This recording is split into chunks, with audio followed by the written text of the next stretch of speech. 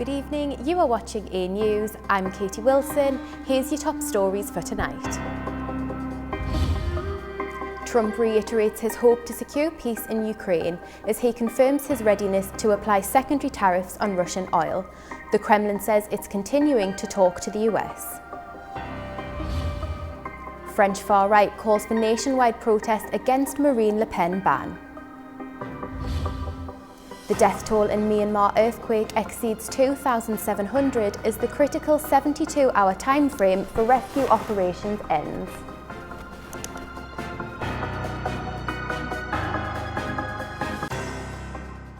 US President Donald Trump says that he wants Russian President Vladimir Putin to make a deal to end the war in Ukraine. Speaking from the Oval Office, Trump expressed his desire to avoid imposing secondary tariffs on Russian oil buyers. No, I want to see him make a deal so that we stop Russian soldiers and Ukrainian soldiers and other people from being killed. But mostly it's Russian and Ukrainian soldiers.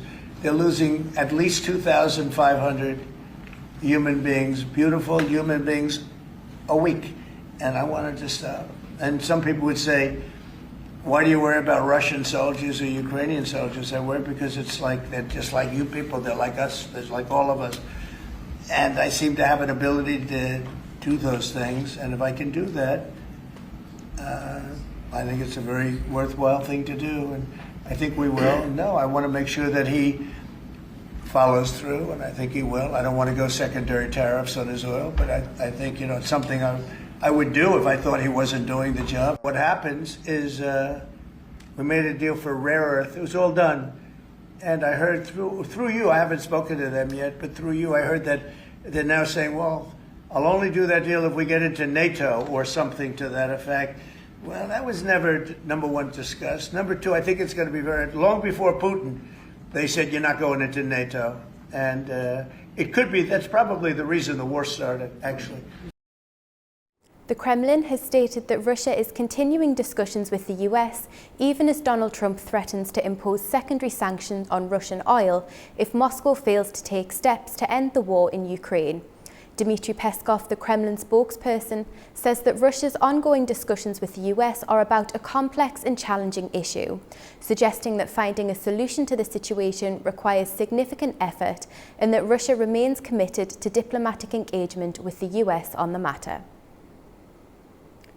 President Trump has said that his forthcoming tariff announcement is going to be the biggest one yet. The White House has said that major imbalance in trade with countries around the world will be addressed by a new round of tariffs on all goods produced outside the United States. Ubi Shabandar has more from Washington, D.C. President Donald Trump has announced that he will officially unveil major new tariffs during a Rose Garden event at the White House on April 2nd. Calling it America's Liberation Day, White House officials said that any products made with foreign hands instead of Americans will face major tariffs designed to end what President Trump says are unfair trade practices. Trump had initially promised reciprocal tariffs on every nation that charges import tariffs on American goods. But recent statements by the president indicate that tariffs will be issued across the board on goods manufactured overseas.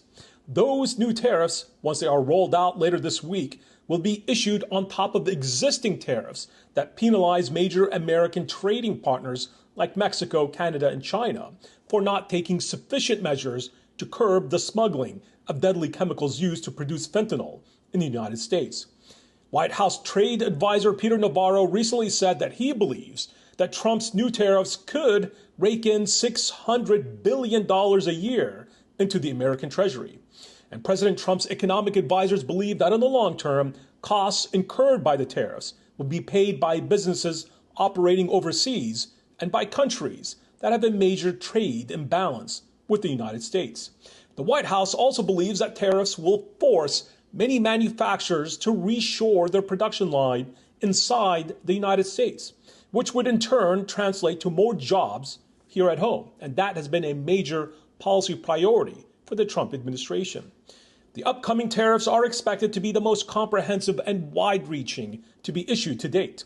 During a press briefing on Monday, White House Press Secretary Caroline Leavitt criticized the European Union, India, Japan, and Canada for placing tariffs on American products, including American dairy and agricultural goods. Leavitt described such foreign tariffs as, quote, disdain for the American worker. And she said that it's time for a president to take historic change to do what's right for the American people, and that's going to take place on Wednesday. Major new tariffs expected later this week by the Trump White House. And that is expected to have a major impact on global markets. Ube Shabander, Washington, D.C., A News. Canada has stated that it will be very deliberate in taking countermeasures against the US in response to what it considers unjustified actions by the US administration. The statement was made by Prime Minister Mark Carney, who emphasised that Canada will not allow the US to weaken or dominate the country. He plans to engage in negotiations with President Trump after the election, while Canadian ministers will maintain regular communication with US officials in the meantime. President of the European Commission, Ursula von der Leyen, has declared the European Union's readiness to retaliate on any tariffs imposed by the US President Donald Trump. She stated further that Europe has a strong plan to retaliate on tariffs and will use it if pushed to. Von der Leyen also says that the EU would prefer to negotiate a solution in order to protect its interests, its companies and its people, which is its primary objective. The Trump administration put in place tariffs on imported steel and aluminium in March, and higher duties on cars will take effect on Thursday, tagged Day of Liberation by the President. 5 million people. Trump's unprecedented initiative on tariffs have rattled long-term trade partners and raised questions of a possible recession as countries scramble to retaliate.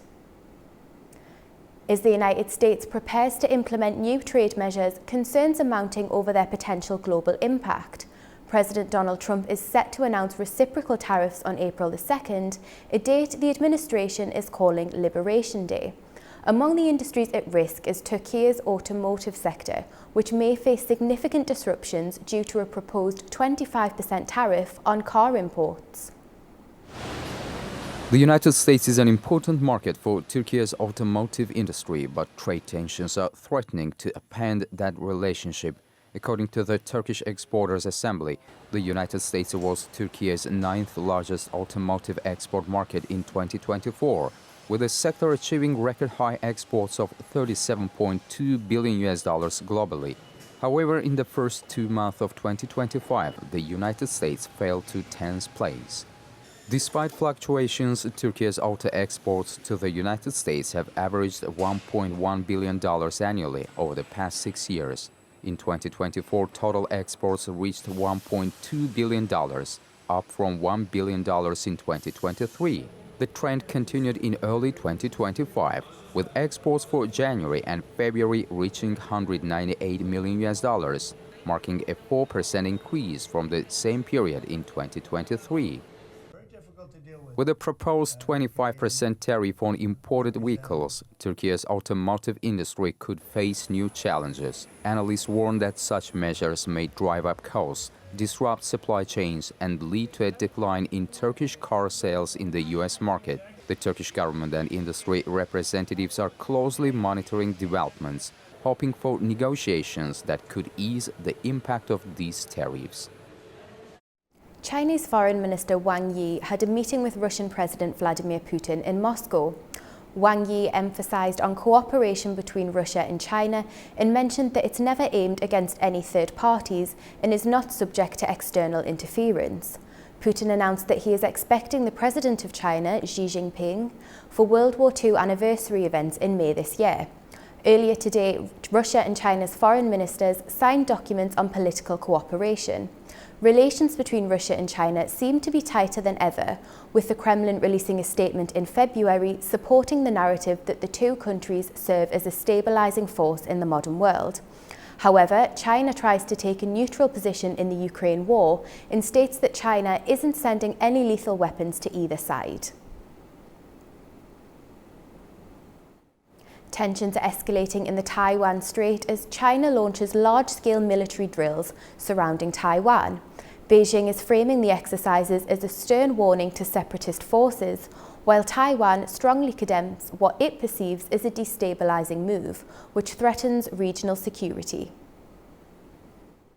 China announced that its army, navy, air, and rocket forces are conducting joint military exercises around Taiwan.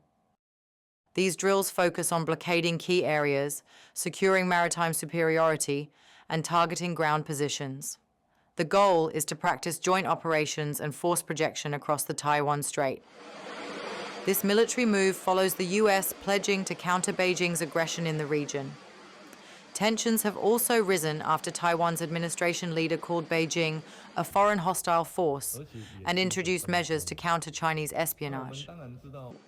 Taiwan officials confirmed that 19 Chinese naval vessels, including the aircraft carrier Shandong, were detected near the island within a 24-hour period.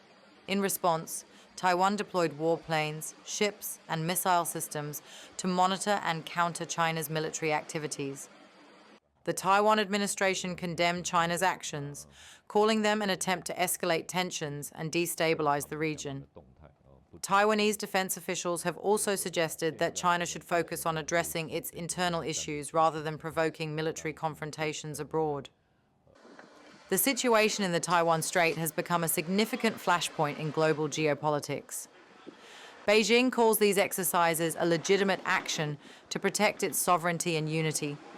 It also labels them a punishment for Taiwan's leader, Lai Ching-te, accusing him of pushing for independence and increasing tensions. Marine Le Pen has denounced a court ruling barring her from public office for 5 years, calling it a tactic to block her 2027 presidential bid. Her party chief, Jordan Bardella, is now calling for nationwide protests, while reaction across France and abroad continues to pour in. Marine Le Pen, leader of France's far-right National Rally, has reacted strongly to a court ruling banning her from holding public office for 5 years. The conviction stems from charges of embezzling EU funds, which were intended for parliamentary staff but were instead used to pay party employees who did not work for the European Parliament. Le Pen was sentenced to 4 years in prison, 2 of which are suspended, with the remaining 2 years under home detention. The 5-year ban on holding public office is immediate, blocking her from running in the 2027 election. Prosecutors also requested a €300,000 fine. Le Pen has vowed to appeal, calling the ruling a political move aimed at stopping her campaign. The system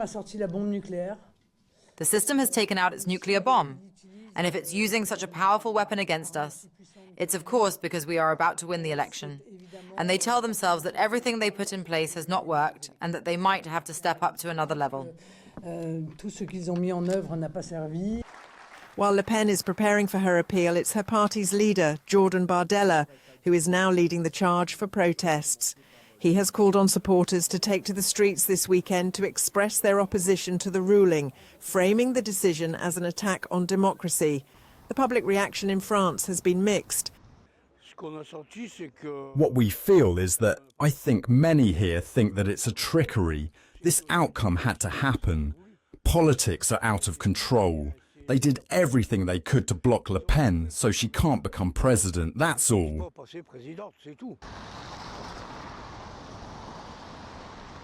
We were waiting for it, we were hoping for it. We are very happy that the court issued this verdict. There was no reason for her not to be implicated, just like the others. International reactions have also been strong. US President Donald Trump described the ruling as a very big deal with far-reaching consequences, while the US State Department warned against the exclusion of people from the political process. We have got to do more as the West than just talk about democratic values. We must live them. Exclusion of people from the political process is particularly concerning, given the aggressive and corrupt lawfare waged against President Trump here in the United States. We support the right of everyone to offer their views in the public square, agree or disagree.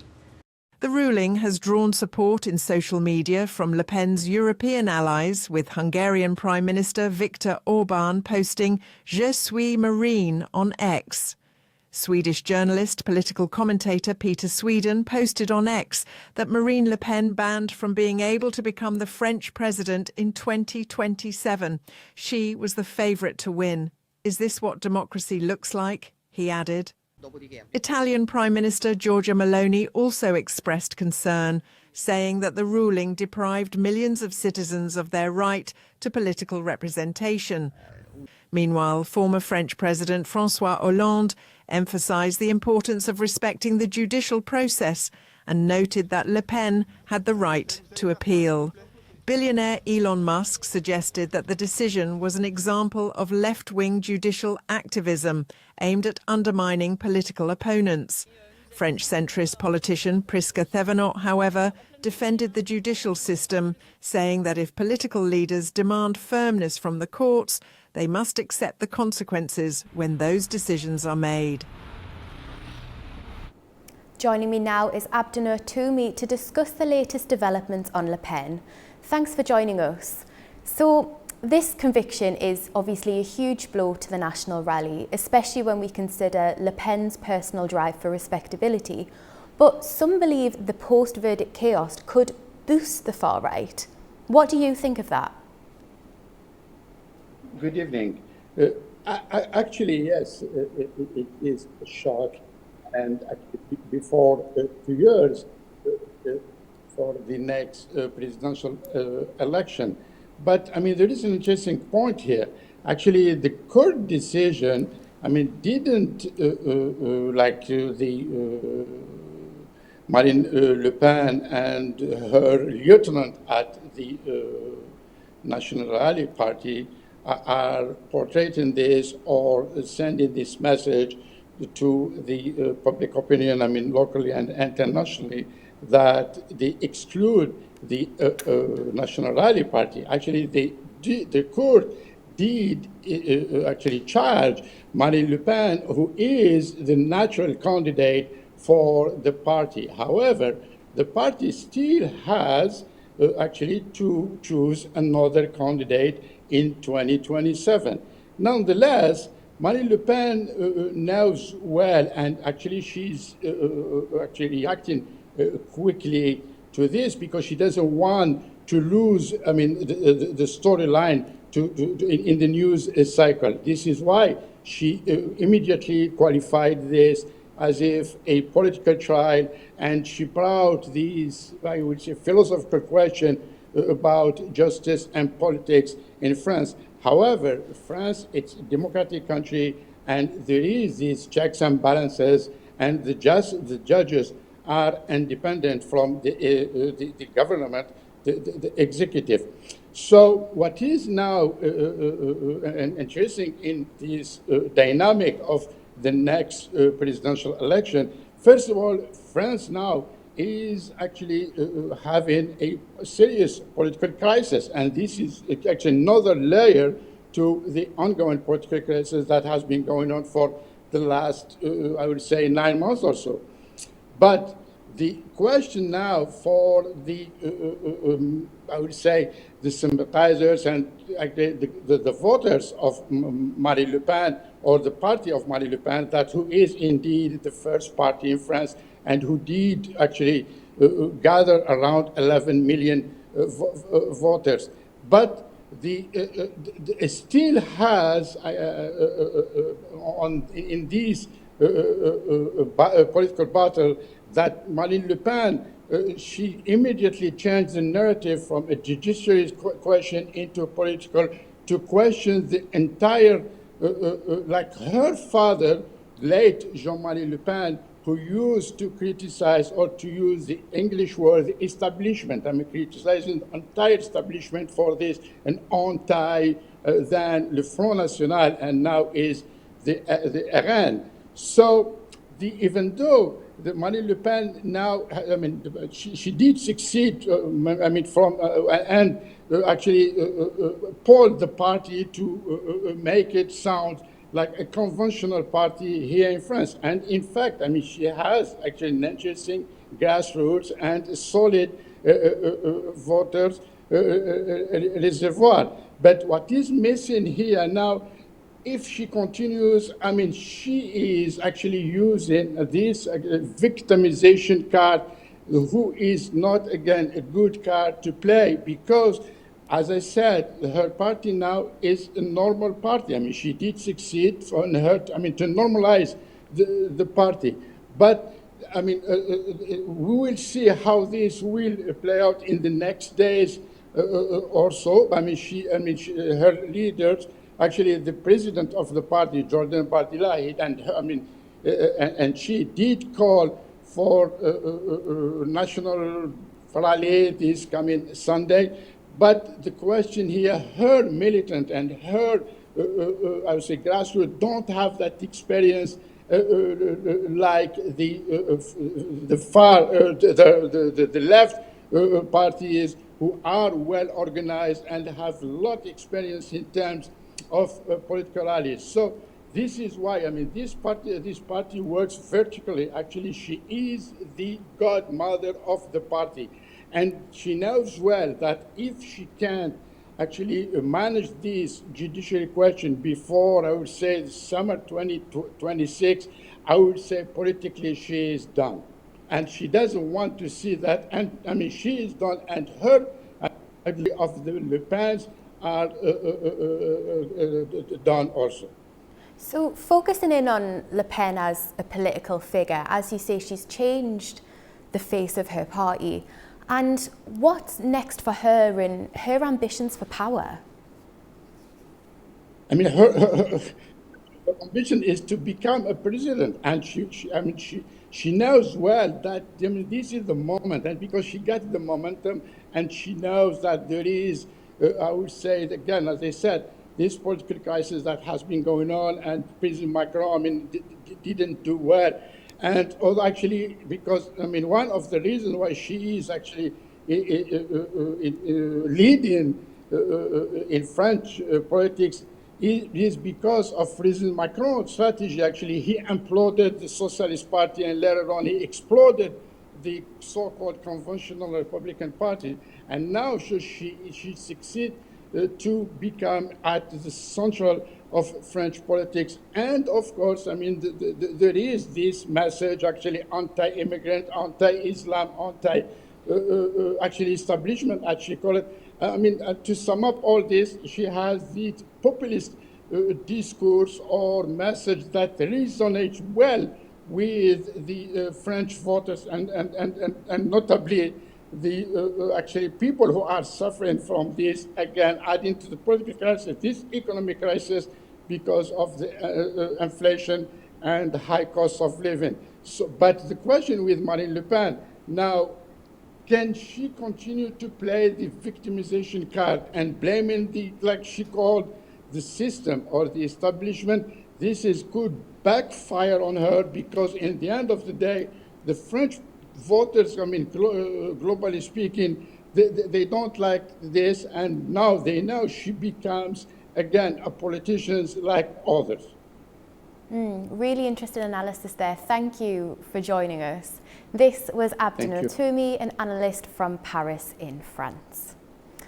Now, a powerful earthquake that struck Myanmar and Thailand on Friday has led to 20 confirmed deaths across Thailand, with 13 of them from the collapsed construction site. Rescue operations continue, with efforts focusing on collapsed structures where survivors may still be trapped. Meanwhile, the death toll in Myanmar exceeded 2,700. Situation remains tense in the aftermath of the 7.7 magnitude earthquake that struck Myanmar and Thailand. Aid groups arriving in the worst-hit areas of Myanmar said there was an urgent need for shelter, food and water after last week's devastating quake, while in Bangkok, rescuers pressed on searching for life under the rubble of a collapsed skyscraper. More than 2,700 people died in the 7.7 magnitude quake, and as aid teams made into areas near the epicenter, it became clear to them that a massive humanitarian effort was required for those who survived. Chinese rescuers have been working around the clock at the site of a collapsed apartment block complex in Myanmar's quake-hit Mandalay, racing against time to rescue any remaining survivors. The 72-hour golden period has passed, and the survival ability of the trapped people is getting weaker. In addition, the temperature is very high, making our rescue more and more difficult. In the face of this situation, we will not give up and will not abandon anyone. Survivors are in urgent need of shelter, food, water and medical care. Many are sleeping outdoors due to fear of aftershocks, despite extreme conditions. We have to stay strong. We can't afford to be weak because we have to wait for our child. We can't break down. We can't get sick. The rescue teams are doing their best. I can see that, just like what we've seen in the news.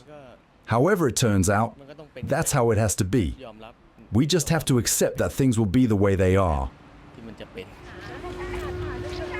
The ongoing civil conflict in Myanmar complicates relief efforts, with damaged infrastructure and communication lines further hindering the delivery of aid. Hospitals are treating patients outdoors due to structural damage and power outages. The full extent of the disaster remains unclear, especially in isolated areas that have yet to be reached. The international community continues to monitor the situation closely, with calls for unrestricted humanitarian access to ensure timely and effective assistance to all affected communities.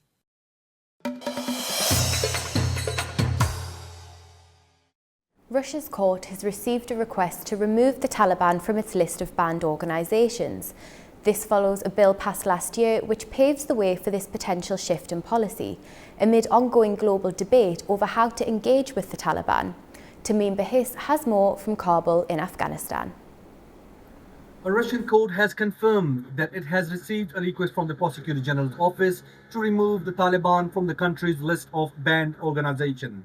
The Taliban was first designated as a terrorist group in 2003 and has remained outlawed in Russia for over 2 decades. But change has been in the works. Late last year, Russia's lower house of parliament passed a bill clearing the way for Moscow to revoke the Taliban's designation as a terrorist organization. Unlike many other countries, Russia never shut down its embassy in Kabul. In fact, it swiftly established contact with the Taliban, with its ambassador meeting Taliban officials shortly after they seized power. Today, the international community remains deeply divided on how to engage with the Taliban. The group has now held power for 3 years without facing any significant internal or external opposition.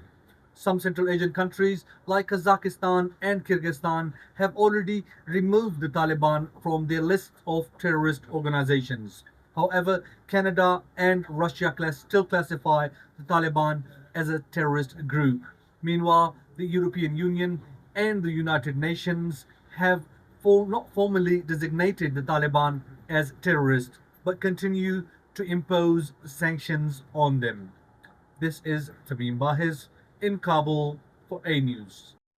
Iran has filed a complaint to the UN Security Council, slamming US President Donald Trump's remarks as reckless and a clear violation of international law. This comes after Trump threatened to bomb Iran and impose secondary sanctions over its nuclear program. In a letter, Iran's UN ambassador warned Tehran will respond swiftly and decisively to any US or Israeli attack on its sovereignty or national interests. For more on that topic, we go to Turaj Shiralilu, a Tehran-based analyst. Iran's mission in the United Nations headquarters in New York has protested officially in a letter to UN Secretary General as well as UN Security Council Chairman regarding the recent threat by US President Donald Trump, in which he said that United States will heavily bombard Iran if Iran does not enter into negotiations over its nuclear program.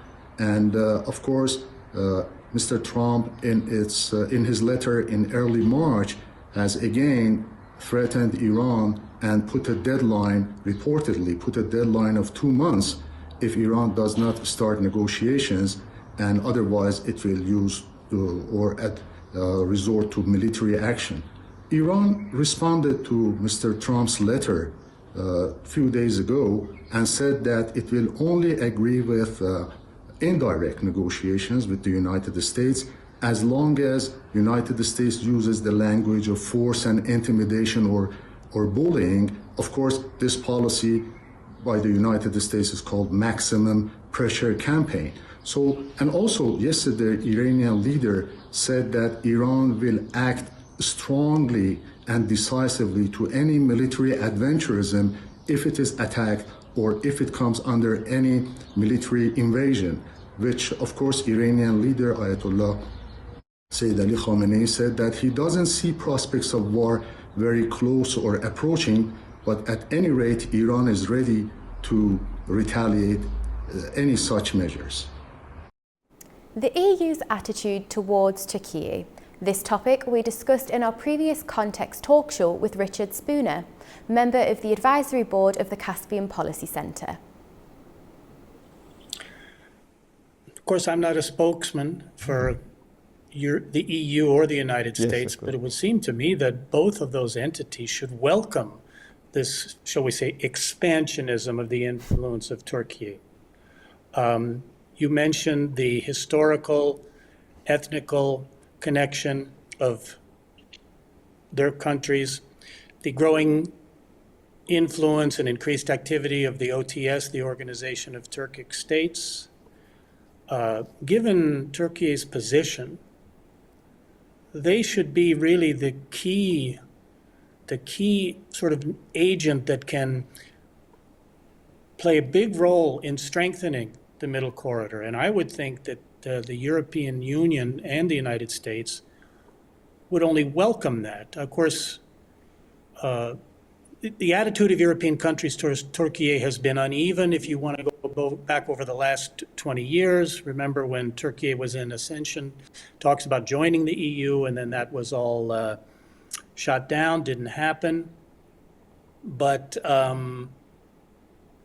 I don't think there's really a better way to sort of ramp up the development of the Middle Corridor than to cooperate very closely with Turkey and to recognize the strong role that they can and should play. That's my opinion.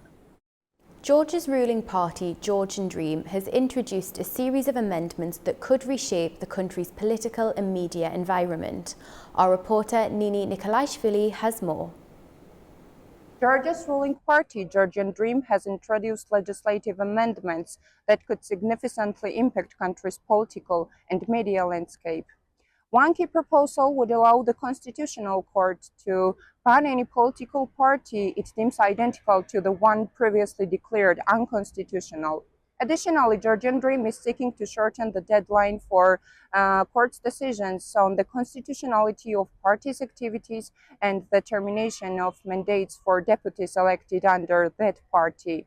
Under the proposed changes, the court must issue the ruling within 9 months and within just 14 days during elections periods.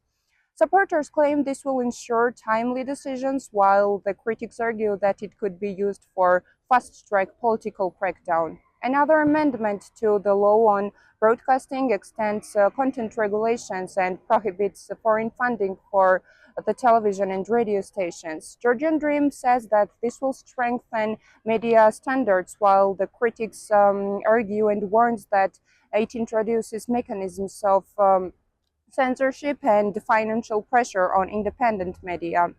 Additionally, lawmakers have advanced Foreign Agent Registration Act, modeled after the US legislation. Proponents say it enhances transparency, while the critic says that it reflects Russian restrictive laws and threatens civil society and press freedom. As these bills move through the parliament, they illustrate Georgia's complex political landscape. This is Nina Nikolaishvili reporting from Tbilisi, News. President Ilham Aliyev met with Mehdi Sanai, political advisor to Iran's president, in Baku on April the 1st.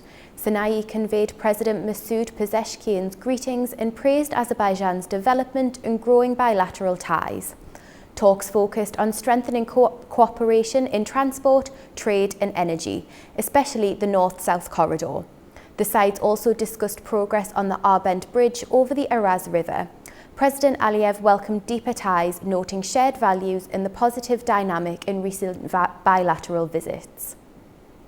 Germany has issued an apology to Azerbaijan for a social media post depicting the flag of the former separatist regime, published on German President Frank-Walter Steinmeier's social media account, which caused serious discontent in Azerbaijan. The head of the German president's office reaffirmed support for Azerbaijan's territorial integrity, apologised for the incident, caused by what was described as a technical mistake, and approved the public release of the apology letter. The demand and recognition for pomegranates grows daily, with Forbes suggesting that Azerbaijan should be the face of the global pomegranate boom. Pomegranates, with their vibrant colours and nutrient-packed seeds, are gaining popularity in the health world. While they are considered an exotic fruit in the Western world, pomegranates have long been cherished in many cultures, particularly in Middle Eastern cuisines, and are beloved in countries like Turkey, India and Iran. For Azerbaijan, where the pomegranate is the national symbol, it stands out among other countries for its almost sacred approach to the fruit.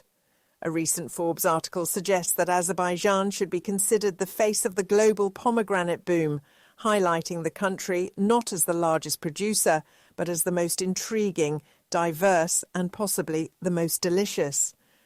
The country grows over 200 varieties, including 60 indigenous ones across 9 climatic zones, supported by centuries of traditional knowledge and cultural reverence for the fruit. This heritage is driving success as the Made in Azerbaijan label gains global recognition. In January 2025, Azerbaijan exported 2,278 tons of pomegranates, valued at $2.14 million, according to the Ministry of Agriculture. The ministry reported a 33.3% increase in value and a 35.3% rise in volume compared to the previous year. Azerbaijan's advantage comes from its terroir, especially in the Goychay region, known for its unique climate and rich soil, making it famous for premium pomegranates. Since 2006, the Goychay Pomegranate Festival has celebrated the fruit, and in 2020 it was recognized by UNESCO as part of the intangible cultural heritage of humanity. As global demand grows, projected to nearly double to $10.6 billion by 2033, countries with export capabilities are rushing to expand production. With climate change disrupts production in major regions, Azerbaijan's high-altitude, arid zones provide a stable environment for cultivating quality pomegranates. Leveraging this advantage, the country is not only increasing exports of fresh fruit, but also focusing on value-added products like extracts, juices, and natural cosmetics. That's all we have for you now, but don't go anywhere. Stay tuned for Context, where we'll discuss the Turkish-Iranian rivalry in the South Caucasus. Bye for now.